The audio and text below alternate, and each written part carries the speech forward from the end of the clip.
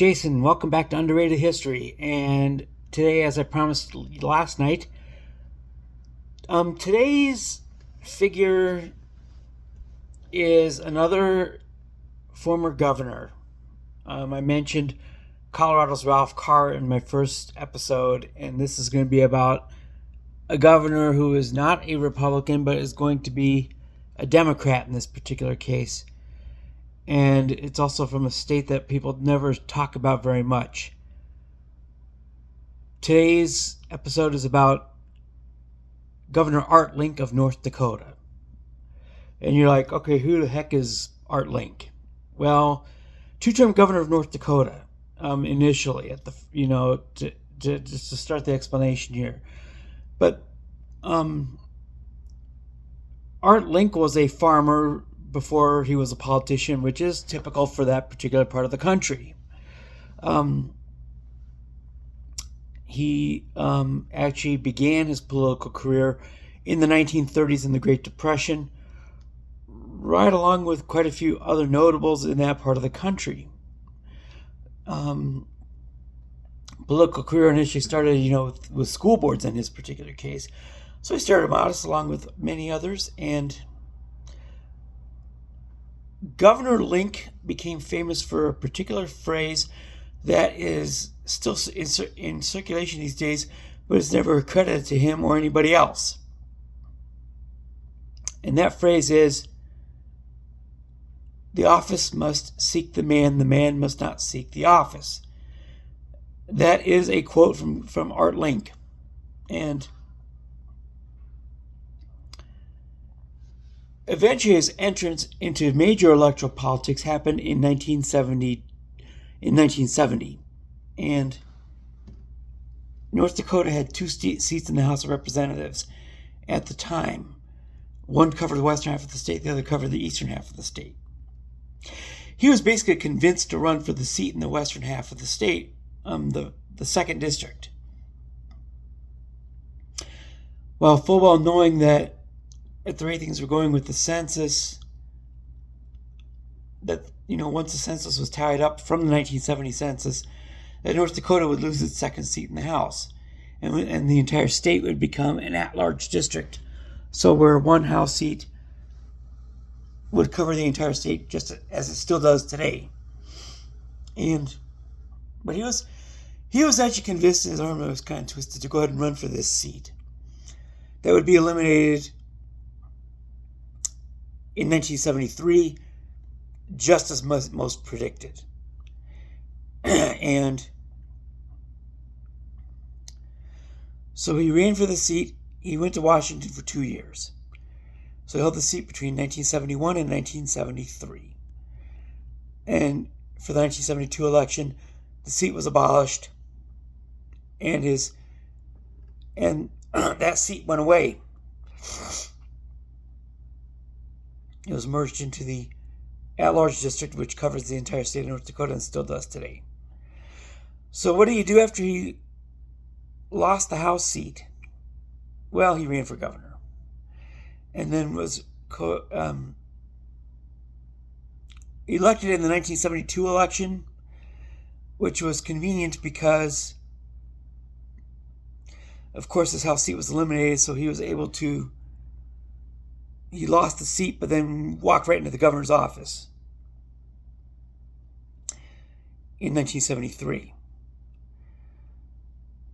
And he won the election in 1972 and won election in 1976, so he was reelected once. And the only reason why he didn't win again in 1980 was pretty simple, and that's the Reagan landslide, which turned North Dakota overwhelmingly conservative. Hasn't changed very much since that point. The reason why he was unheralded was because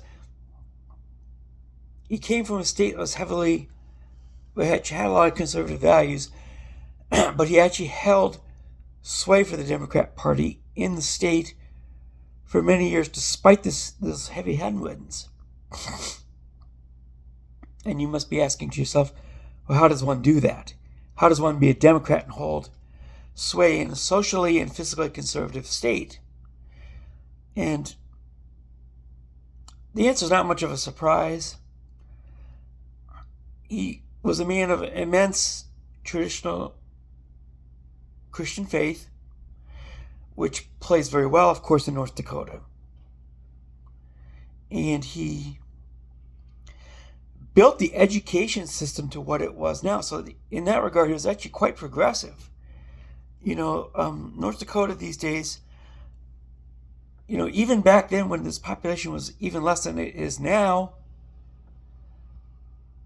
he did so much to build both the University of North Dakota and North Dakota State University, as well as the K-12 system, into significant powerhouses, which is a status that the state still owns today. So his legacy continues forward. And so he was personally of very conservative personal values, but educationally and economically was fairly progressive. So those two ways actually played out very well in a state full of very regular people. And this is how he got elected twice. Served 2 full terms as governor. And when he lost the election in 1980, he was no longer in electoral office, but he didn't go silent and wasn't invisible in the state. He campaigned very heavily against the state lottery in 1988 and prevailed. North Dakota would not get a state lottery until after his passing, which was in 2010. The state then did get a state lottery in 2012.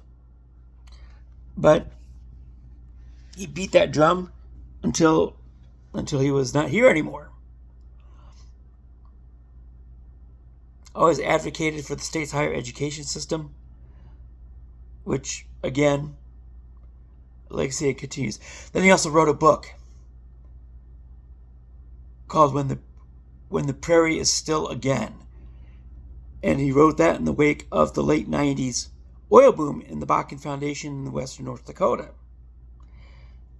And what this is fracking, of course, is a controversial oil extraction process, which is actually necessary in western North Dakota in order to be able to drill the oil for the oil.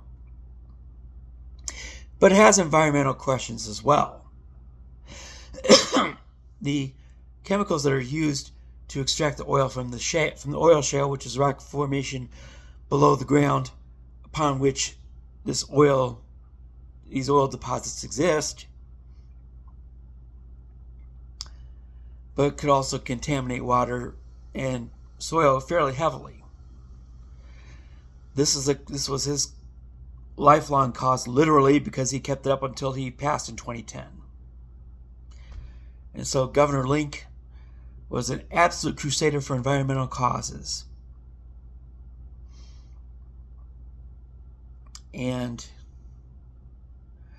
But we never hear about this man partially because of the state that he's from. Nobody talks a whole lot about North Dakota politically.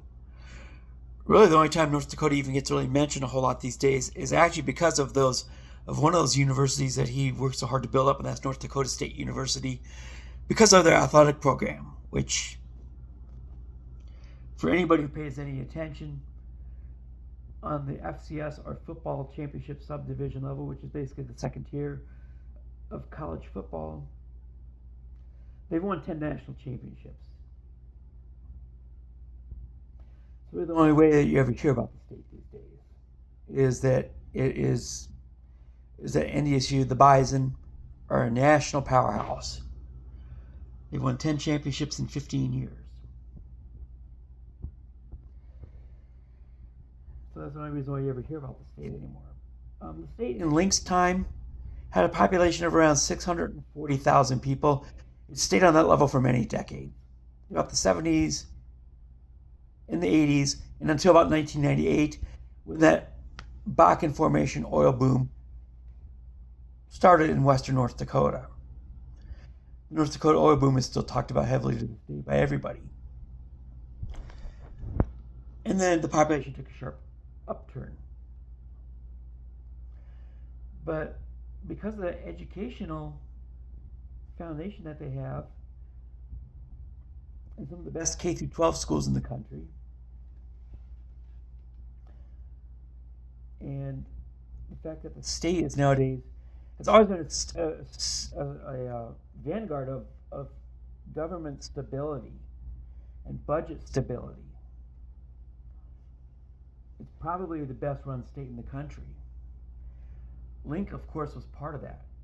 Budgets were always balanced, even with his progressive ideals. The population of the state today just crossed 800,000. Net migration, more people go from Minnesota to North Dakota than go from North Dakota to Minnesota, which is a reversal of the traditional trend, which even in Link's day, far more people moved from North Dakota to Minnesota than vice versa. Students would graduate from those schools that Link built up and would move to the Twin Cities for better economic opportunities. I think Governor Link would be looking down right now and smiling because that's no longer the case. The state is a very diverse economically. Petroleum is still a good part of the employment in the western half of the state. Agriculture is still a good part of the employment in the eastern half of the state. Which that's always been true. But what's happened is a couple of the cities have developed in ways that even Governor Link could have never seen happening. People are attracted to that type of lifestyle these days. Traditional, more conservative values, which Governor Link himself epitomized with his faith. In the 1970s, of course, a crippling drought impacted the state, which completely devastated the eastern half agriculturally. And his response was to have a statewide day of prayer for rain. Now, today's news sources will never mention this. But lo and behold, the week after he did this, the state started receiving above average rainfall again. Say about what you will. I mean, even if you don't believe in the same Christian God that I do and that he did, but you gotta, that can't entirely be a coincidence, even if you can't tangibly put a finger on it.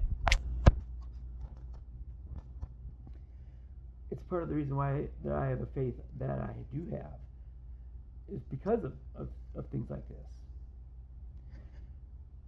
Faith is trusting in things that you cannot see.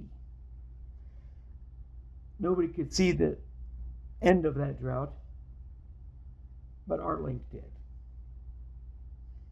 And just so happens, he calls for a statewide day of prayer, and the drought comes to an end. So there you go, guys. Today's episode. Governor Art Link of North Dakota. Oh, one more thing I forgot to mention. 3 men worked in the governor's office, either as interns or pages or other paid staff. These 3 men were Kent Conrad, Byron Dorgan, and Earl Pomeroy. These 3 men, starting in the 1980s, would become North Dakota's congressional delegation, all Democrat. Nobody today realizes it because they think that Trump basically rules the state of North Dakota. But there was once upon a time when the entire delegation was all Democrats. And that party has Governor Art Link to thank for that, because he raised those men. Conrad and Dorgan were the senators, and Earl Pomeroy eventually won the lone House seat that the state has. This remained the case into the early part of the 21st century. It wasn't until the early part of the 2000s decade that Pomeroy finally lost his House seat. But from about 1990-ish all the way to about, I think it was 2002, these three men held the entire congressional delegation of the state, and they all worked for Art Link. Conrad, as a Democrat no less, was a budget hawk. He took Link's passion for balanced budgets and prioritizing correctly, took that to Washington, and was always beating the drum for the budget deficit. Always. The jokes went around that the budget would have been balanced if Conrad would quit printing out so many colored pie charts and presentations to make his cause. The joke was that if he would stop doing that the balance of the budget. Of course, that's not quite true, but that's the joke. So these three men also carried on the legacy. So anyway, now I'm finally done. Governor Art Link of North Dakota, unheralded history. Tomorrow I want to come with another prairie politician who changed the course of an entire country. It's going to be a very interesting one. I will see you all later. Peace out, homies.